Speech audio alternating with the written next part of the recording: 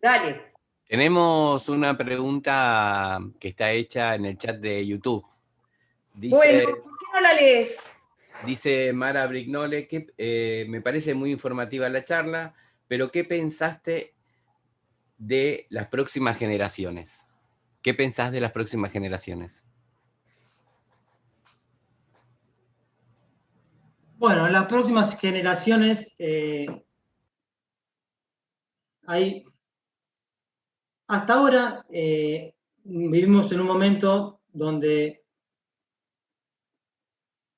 no se necesitaba mucha gente creativa. Es decir, porque se necesitaban, se necesitaban autómatas. Eso, por ejemplo, lo vemos en la película de Charles Chaplin en tiempos modernos, eh, cómo el tipo tiene que trabajar ajustando tuercas y siempre haciendo el mismo trabajo y durante horas, entonces el tipo desarrolla unos tics. Bueno, es una película cómica espectacular, ¿no? Con un trasfondo filosófico importante. Pero ese trabajo hoy lo hacen las máquinas, y en el futuro lo van a hacer las máquinas, y los trabajos automatizados van a ser desarrollados por la tecnología. Con lo cual, yo creo que la educación de cara al futuro tiene que ser creativa, porque lo que se va a necesitar es gente creativa, porque las máquinas no crean, las máquinas no crean ni van a crear, porque las máquinas no piensan, de eso de que decimos la inteligencia artificial es un término un poco desafortunado, no es inteligencia de ningún punto de vista. Y no creo que el hombre pueda crear una máquina que piense, porque si el día de mañana el hombre llega a crear una máquina que piense y que tenga empatía y que tenga miedo y que tenga emociones, ya no va a ser una máquina, va a ser un ser. Con lo cual, eh, en el futuro, la educación debería pasar por lo creativo. Pero estamos lejos de eso todavía, porque ya vemos que no son muchas las materias que desarrollan la creatividad. Pero nosotros estamos en las que sí lo desarrollan, ¿no? Porque ¿qué materia desarrollan la creatividad? Y la música, las artes escénicas, el dibujo, todo lo que sea lo artístico, el deporte, el juego. Es decir, nosotros sí estamos en ese camino. Y no tenemos que perder ese rumbo. Porque parece ser que ahora, como dije ahí con el libro de texto, intentan meternos en ese camino. Pero que nosotros nunca estuvimos, nunca lo transitamos ese camino. Pero muchas veces parece que se valorara más el profesor de educación física si tuviera un libro, si tuviera una forma de enseñar como se enseña en otras asignaturas. Y creo que no, que yo creo que es al revés, que nosotros no tenemos que ir a ese lado, sino que ellos tienen que venir hacia el lado nuestro. Por eso yo dije en la charla tantas veces, y no me canso de decirlo, que nosotros estamos del lado correcto de la educación. Bueno, espero haberte respondido con este breve análisis, y yo creo que en el futuro tenemos que trabajar en todo lo que sea la creatividad y seguir en el camino de la enseñanza a través de lo lúdico, que es lo que más desarrolla la creatividad, que es la creatividad para desarrollarla, porque yo puedo aprender la capital de Brasil, lo puedo aprender a los 6 años, a los 8, a los 12, a los 15, lo puedo aprender en cada momento de la historia. Pero la creatividad, si bien se puede desarrollar durante toda la vida, por supuesto, hay un periodo donde se desarrolla mejor, que es en los primeros años del niño, es decir, cuando es pequeño, es donde mejor y hay estudios que indican que cuanto más el niño va creciendo, más va perdiendo creatividad. Entonces es ahí donde hay que apuntar. Hay un pedagogo inglés que se llama Ken Robinson, que escribió un libro que se llama El Elemento. El elemento, él llama el elemento a la pasión, ¿no? Él habla como que cada uno tiene que descubrir cuál es su elemento, cuál es su pasión. Y tiene una charla, creo que en TED, que ha tenido millones y millones de reproducciones, que se llama La escuela mata la creatividad. Es espectacular la charla. Y él explica ahí cómo cómo el niño va perdiendo la creatividad en la escuela. Es decir, bueno, nosotros tenemos que tratar de que la desarrolle, que la potencie, no que la pierda, porque los chicos tienen una creatividad que es asombrosa. Y una vez me encontré unos chicos que estaban jugando, unas nenas que estaban jugando, y les pregunté, le digo, ¿qué juegan? Eran chiquitos, tenían 5 o 6 años. Y me dicen, estamos jugando a cazar monstruos. Digo, monstruos invisibles, eso me había dicho, a cazar monstruos invisibles. Y yo le digo, pero son invisibles como, ¿cómo los ves? Dice, porque tengo unas gafas, unos anteojos que detectan monstruos invisibles. Y yo le digo, pero discúlpame, pero yo no te veo ninguna gafa ni ningunos anteojos en tu cara. Dice, no los ves porque son invisibles. Es decir, la creatividad que tienen los pibes es asombrosa, que muchas veces los adultos la menosprecian, pero ojalá nosotros tuviéramos la creatividad que tienen ellos. Y creo que en el futuro se necesitan, se van a necesitar gente creativa. No se van a necesitar autómatas, se van a necesitar gente creativa. Y la educación hay que cambiarla. Bueno, espero haberte respondido. Luis, ¿hay alguien más de YouTube? Porque justo estamos trabajando, Mariano, te cuento, la planificación anual, los componentes de la planificación anual y evaluación en el taller de residencia es un contenido muy importante. Y vos marcaste esto de la diferencia entre calificar y evaluar. Pero me hizo ruido que en un momento dijiste que no estabas de acuerdo con evaluar. Entonces digo, ¿cómo o qué método por ahí utilizás vos para darte cuenta si un alumno aprendió o si fue creativo o lo que fuera que te propusiste en una actividad? Bueno, no, yo dije que, bueno, no sé exactamente lo que dije, pero la idea es no evaluar, sino utilizar un tipo de evaluación cualitativa, un tipo de evaluación que no esté estandarizada, y no evaluar, como dije, a libro cerrado, sino evaluar a libro abierto, y con todas esas, ahí puse una lista de formas de evaluar que podrían ser, que no tienen por qué ser las tradicionales. Yo sé que este tema que toqué es conflictivo, y justamente lo toqué porque es conflictivo, porque si no fuera conflictivo, no lo hubiera tocado. Hubiera tocado otro tema que fuera conflictivo. Porque en definitiva, si hacemos docencia, tenemos que meter un poco el dedo en la llaga, ¿no? Y molestar. Esa es un poco la función del docente, es decir, rascar ahí, meter el dedo en la llaga y molestar ahí un poco donde... Bueno, ahí traje yo el tema conflictivo para molestar, porque definitivamente nosotros venimos tomando ese tipo de evaluación en primaria, secundaria, profesorado, facultad, siempre la misma. Después si haces un concurso para no sé qué, la misma forma.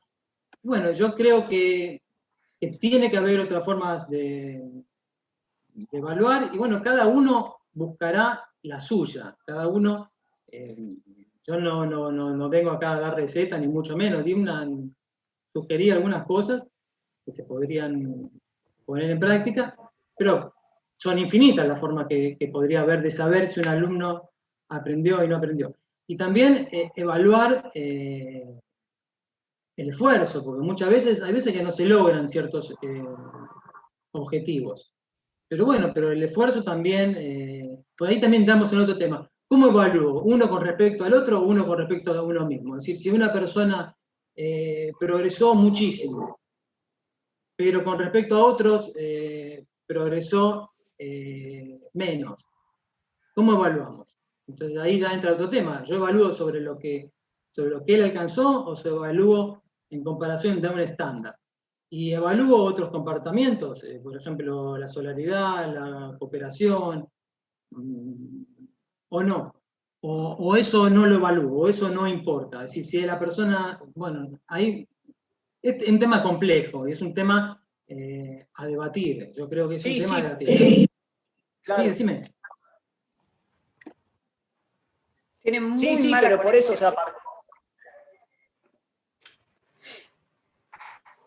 A ver. equivalente es dar un valor a... No, Juani, no se te escucha, ¿eh? No se te escucha. Quiere escuchar a los chicos de cuarto. ¿Alguna reflexión, algo que les haya... A ver si hay algún chico de cuarto o alguna de las niñas que quiera hacer su aporte. Hola, yo quería mencionar algo. Perdón por no Sí. tener la cámara, es que ahora no puedo, pero quería mencionar algo que me interesó mucho. Primero agradecerte y mencionar que al principio de la charla hablaste sobre el tema del camino, ¿sí? Y me parece muy interesante eso, nosotros como alumnos todavía forjar nuestro camino y no seguir por esos estándares que están quizás impuestos, e ir como recolectando conocimientos, experiencias de varias situaciones y ir forzando nuestro camino. Eso me parece que es muy importante para después, en un futuro, ser, bueno, profesionales, por decir. Está muy bien, Luca. Muchas gracias. Muchas gracias. Muchas gracias. ¿Alguna de las chicas? ¿O alguno de los profesores que quiera comentar algo? Yo quería decir algo, que ¿Sí? me encanta el hecho de ser creativo en las evaluaciones, me encanta, de hecho, trato yo inclusive de serlo. El tema es que a veces desde el propio ministerio te imponen ciertas reglas, ¿sí?, donde vos no podés salirte. Es decir, si llegan los exámenes cuatrimestrales, como decimos nosotros acá, o decíamos acá, los exámenes finales, y tienen que ser escritos, y no puede haber otra posibilidad de ser escritos porque tiene que quedar en papel, tiene que quedar el fundamento de que ese chico realmente sabe, y no hay una confianza en el profesor que tenga la posibilidad de evaluar de otra manera más creativa y quizás mucho mejor, y que después simplemente pongamos la nota en un papel. No, tiene que quedar un registro que se deja en las autoridades de la institución, porque cualquier cosa que pueda haber alguna protesta de parte del alumno, ahí está el fundamento cabal de que el profesor actuó en forma lógica. Entonces, a veces eso es un impedimento para poder ser más creativo, ¿sí? Y ahí es donde tenemos la barrera, como que el sendero, no podemos salirnos del sendero, como decía Mariano, y ser medianamente revolucionarios, ¿no? Es decir, nos salimos del sendero y nos caemos en un precipicio que no podemos salir. A eso me refería. Sí, estoy totalmente de acuerdo. Una vez leí un artículo que hablaba sobre, no me acuerdo cómo era el título, pero decía algo como, podemos ser creativos y no ser sancionados. Era como que hacía todo un análisis sobre lo difícil que es porque el sistema no te deja. Bueno, el sistema no te deja porque el sistema, como digo yo, te quiere adoctrinar y quiere estandarizar la evaluación. Sí, es complejo. Pero bueno, también era complejo a nadar se aprende jugando y se logró, ¿no? Entonces, yo creo que, bueno, que hay que luchar con eso. Y bueno, sí, claro, no podemos ser sancionados porque, bueno, es complejo, nos quedamos sin trabajo, ¿no? Claro, no. A mí me ha pasado, te voy a contar una anécdota. A mí me ha pasado muchas veces, de ser creativo, de decir, bueno, por ejemplo, yo doy natación, doy entrenamiento también, y evalúo la participación en clase, la parte práctica, y de golpe decís, bueno, ¿cómo hace la participación este chico en clase? Y como nada y demás, este pibe es un 8, un 9, muy bien. Vas al escrito y por ahí alcanza un 6. Entonces vos decís, ¿dónde yo evalué bien si yo creí que este pibe era un 8, un 9 y cuando vamos al escrito es un 6?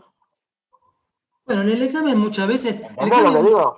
Sí, pero muchas veces el examen no representa el conocimiento que un alumno claro, tiene. exacto. Sí, hay gente que tiene mucha facilidad para hacer exámenes y mucha gente que no la tiene. Llega el examen, se pone nervioso, le salen mal las cosas, le falta. Yo he visto alumnos que tienen problemas de, como, no te digo ataque de pánico, pero principios, ¿no? Como que se empiezan a ahogar, como que empiezan a...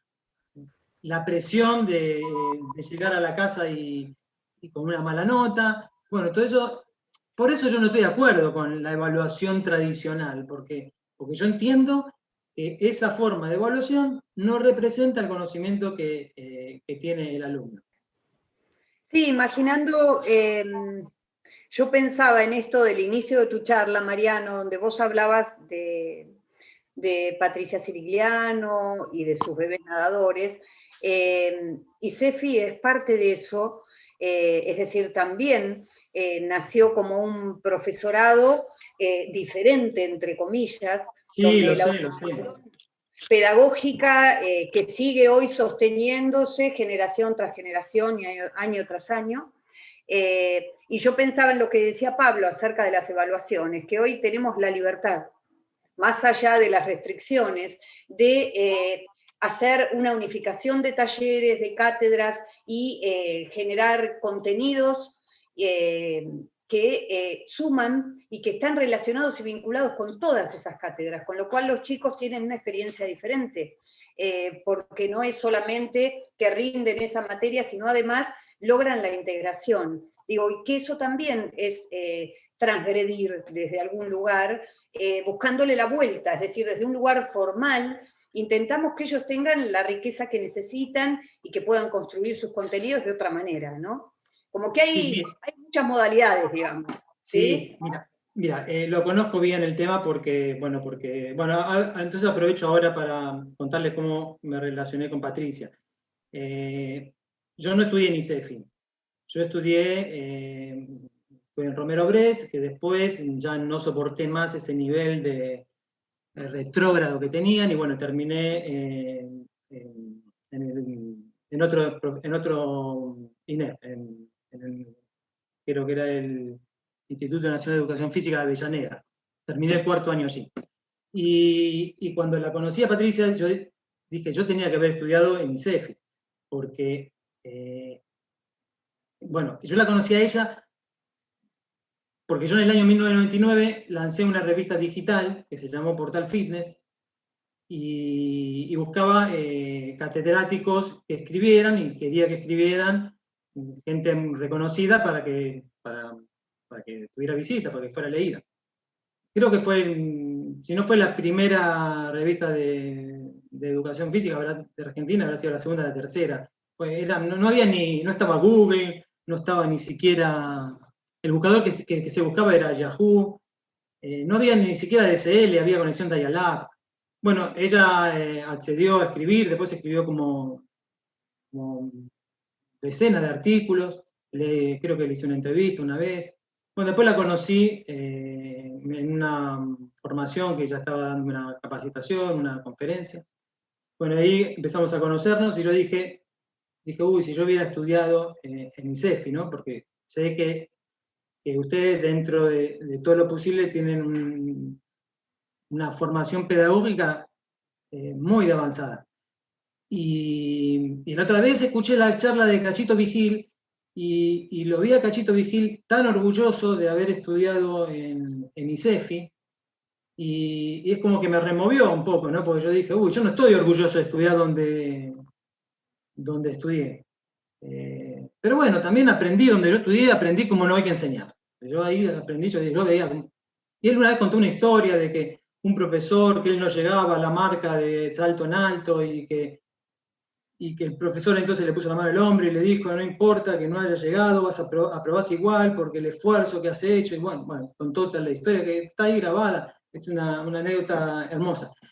Y donde yo estudié eso no pasaba, si era 1,70, era 1,70, y si tenías 1,69, listo, examen, se terminó, no aprobaste, no había forma, porque era un sistema totalmente rígido. Con lo cual conozco cómo es el profesorado de ustedes, y bueno, y los felicito a los que hayan elegido ICEFI, porque porque eligieron una entidad académica que valora mucho lo que es la educación y la pedagogía moderna, ¿no? Y el respeto y el apoyo por los alumnos y en educar seres humanos. Así que, bueno, ese era lo que te quería contar, la historia de cómo nos conocimos. Bueno, ¿alguien más, chicos?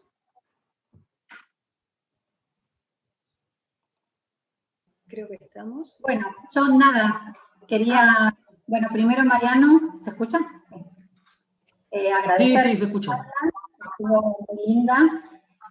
Quería unir como dos conceptos que vos viste, esto de evaluación y de como de tocar, meter el dedito en la llave y salir de la zona de confort, ¿no? Creo que la pandemia vino a hacer todo eso, a sacarnos de la zona de confort, a repensarnos como docentes. El gran punto difícil creo que es la parte de evaluación, que a todos nos cuesta, y no solo evaluación, sino la autoevaluación, de darse cuenta de cuando el chico no aprende qué hicimos mal, ¿no? Entonces creo que en ese punto hay que revisar un montón, y creo que la pandemia, al venir a sacarnos de esta zona de confort, nos ha hecho sacar herramientas que no pensábamos en nosotros, maneras de evaluar distintas que yo considero que hoy son mucho más ricas que la del papel, como decía Pablo, que realmente es como que nos hace cuadraditos a todos. Hoy tenemos que unir conceptos, estamos trabajando en ISEFI, aparte de que trabajamos toda la parte didáctica y pedagógica, que es muy buena, como equipo. Y ahora algo muy rico que estamos haciendo es trabajar y evaluar profesores en conjuntos. O sea, nos unimos las materias para poder unificar conceptos y hacer muchísimo más rica esta parte de la evaluación. Así que nada, creo que esta pandemia vino a meternos a sacarnos de la zona de confort y a sacar lo mejor de nosotros. Bueno, sí, estoy totalmente de acuerdo con lo que estás diciendo, y bueno, parece ser que entonces el tema que metí de evaluación, bueno, como que trajo un poco de cola, ¿no? Que es un poco la idea, ¿no? En definitiva, lo que yo estoy diciendo no es lo que hay que hacer, sino yo estoy dando una opinión y estoy ahí molestando para que nos vayamos con... Porque en realidad, respuestas, yo preguntas tengo muchas, pero respuestas tengo muy pocas. Y la idea mía es no venir a dar respuestas, yo no vine a dar receta ni respuesta ni nada, sino simplemente a dar una opinión y a mover un poco el avispero y que bueno, que cuando nos vayamos nos pongamos a pensar y bueno, y ahora cómo evalúa, porque lo que dices tú es totalmente cierto, ahora llegó la pandemia, llega todo esto, se cae el sistema y bueno, y es un momento, justamente este momento es justamente para lo que has dicho tú, esa misma palabra, para repensar qué vamos a hacer en el futuro. Capitalizar esto que nos está pasando. ¿Cómo? Capitalizar esto que nos está pasando. Exactamente. Usarlo para crecer, y es un punto de inflexión buenísimo para repensarnos. Sí, exactamente. Así es. Bueno, Mariano, vamos cerrando. Vale. Yo, bueno, en primer lugar agradecerte. Soy portavoz también de la directora general, la doctora Patricia Cirigliano, que felicita a todos. Y bueno, y un gusto tenerte en este espacio con nosotros. Intentamos que cada persona que se acerque haga su aporte y además escuchamos todas las voces, que es lo importante es que poder expresarnos y escucharnos y a partir de ahí reflexionar. Así que muy interesante. Les agradezco mucho a todos. Le quiero dar también un agradecimiento especial a Norma, que me ayudó mucho con el tema. Hemos hablado mucho con ella por teléfono, hemos estado en contacto y bueno, me ayudó mucho con toda la parte de comunicación, con algunas partes de ciertos contenidos. Bueno, y mandarle un saludo a Patricia. Bueno, y saludo para todos, gracias por participar y por aportar sus distintos puntos de vista. Y bueno, y animarlos a crear una educación lúdica y creativa, como yo estoy comprometido mucho con ese tema. Cuando vengas a Buenos Aires, vení a ISEFI, Voy a dar ir, una conferencia, y ahí te vas a sentir parte de ISEFI. Vale. Cuando te tomo la palabra y prometo que cuando vaya allí, que no sé cuándo será, porque no sé cuándo terminará toda esta historia, pero yo creo que ya estamos cerca, ya tenemos, ya creo que empezamos a ver la luz al final del túnel. No dejes de hacerlo, vas a ver que te va a gustar. Sí, seguro, además es una deuda pendiente que tengo, ¿no? Y quiero felicitarlos por la labor que vienen haciendo, no ahora, sino desde hace mucho tiempo. Y bueno, y no sé, quizás me hubiera gustado estudiar allí, ¿no? Me hubiera gustado mucho. Yo soy profesor de ISEFI, pero yo me he hecho en ISEFI, yo estudié en ISEFI. ISEFI es mi casa. Llevas una vida ahí. Claro, ISEFI es mi casa, es mi familia, es muchas cosas. Significa Sí, todo yo sé que muchos profesores de ISEFI han sido alumnos en ISEFI. Sí, mirá, una gran mayoría de lo que estamos viendo, inclusive Marita, que es la rectora, ¿sí? Pero hay un montón que están viéndote, somos exalumnos de ISEFI y damos clases en ISEFI porque es difícil el desprendimiento, es difícil, es muy difícil. Es una familia. Vos en ISEFI te llaman por tu nombre, no por tu apellido, y te conocen por tu nombre. Claro, no sos un número. No sos un número. Eso es muy importante en educación. Sí. Es importantísimo. Exactamente. Bueno, les agradezco muchísimo. Gracias, Mariano, por tu tiempo, por tu trabajo y por compartirlo con nosotros. Gracias a ustedes. Gracias, aprovecho también, Luis Videgain, por toda